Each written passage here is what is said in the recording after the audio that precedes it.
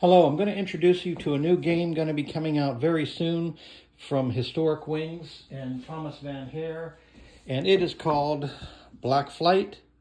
It's World War One air combat solitaire, although it's not strictly solitaire. You can play cooperatively, and it is the first of a series.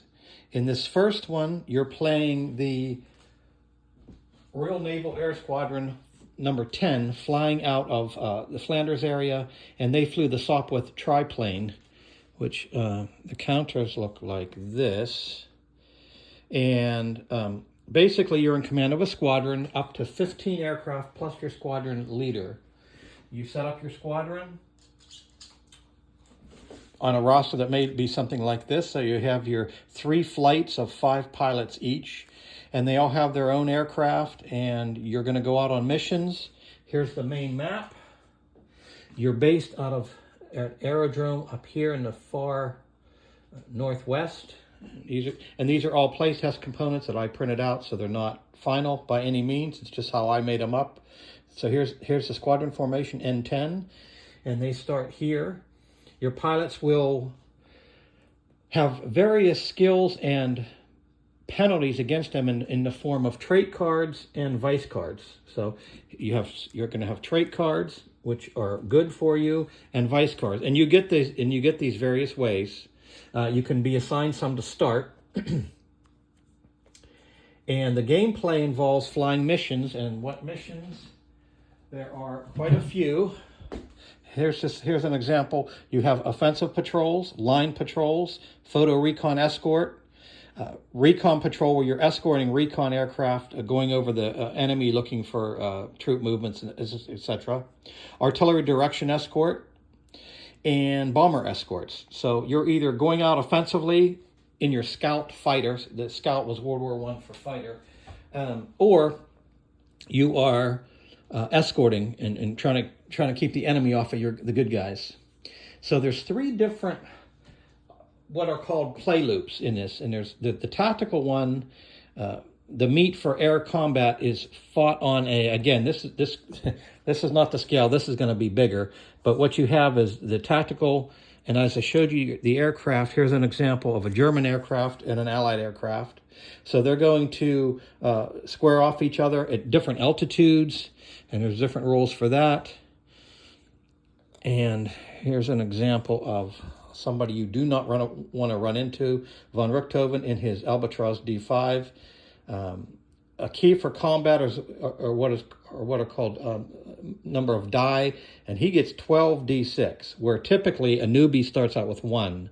So without going into too much detail, he's very bad. You don't want to run into him. So combat takes care of that on that phase, and that is called the tactical play loop. There's a strategic play loop which takes place over the map. And as I said, you start at one of your aerodromes, and you got to fly toward the trenches. No man's land is indicated here. You probably can't see it too well, but there's yellow connections. That's no man's land between. Then you have the Allied trenches over here, the German trenches over here, and missions. And you're going to, there's certain cities that have a higher likelihood of running into having engagements with the enemy. You could also join up with friendly forces, and either if your mission's done and you have a lot of time left, you might want to join up with them and escort them or get involved with those guys. Also on the strategic, you have the different tracks. There's a formation altitude. When you take off on the main map, you can, as you're moving, you can increase your altitude. And the turn track is governed by these cards, turn duration cards. And you can see these turn duration cards specify possibly a special order.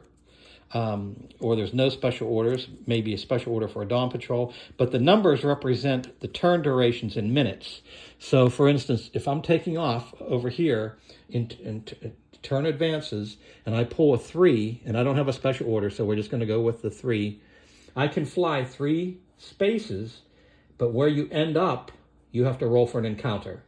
Unless you're over like a big city area, a German aerodrome, there's different rules. But typically you're going to fly, and when you're done with your turn, as you're flying each space, you can increase your altitude, and there's rules for that.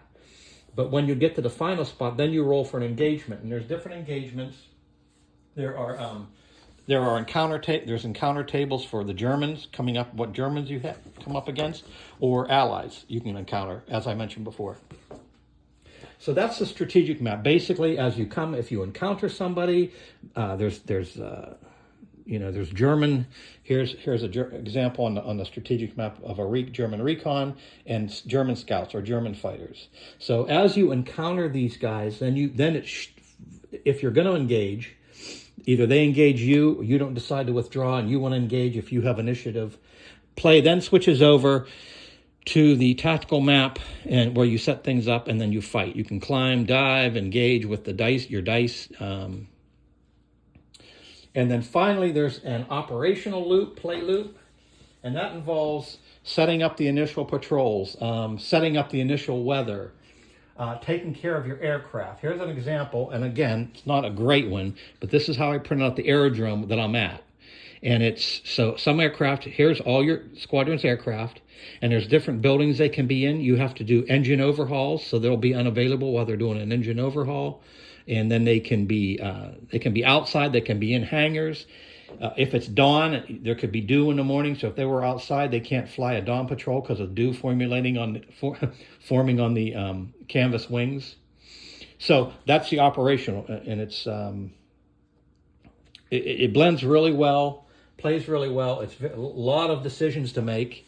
It's not just, you roll, you get your missions that you have to fly, but then there's just a lot that you can do on your own too. It's really, I want to say open-ended really, because you have to accomplish your missions, of course, but you're also flying around out there. Oh, so I mentioned the turn track, the altitude track, and there's also weather. Weather is critical. Obviously, there's no weather forecasting wasn't great back in 1917. And by the way, the period of combat is from May of 1917 to, I believe, July or August. I think July of 1917. Approximately like 11 weeks of the battle in this sector. So weather is a big player. If it's storming in the morning, you won't be able to take off, and you really wouldn't want to. And then there's different patrol periods: dawn, noon, afternoon, and evening. And there could be special patrols relegating. You have to take this one. So that's it in a nutshell. It's Black Flight by Historic Wings and Thomas Van Hare, coming out real soon. So be on the lookout.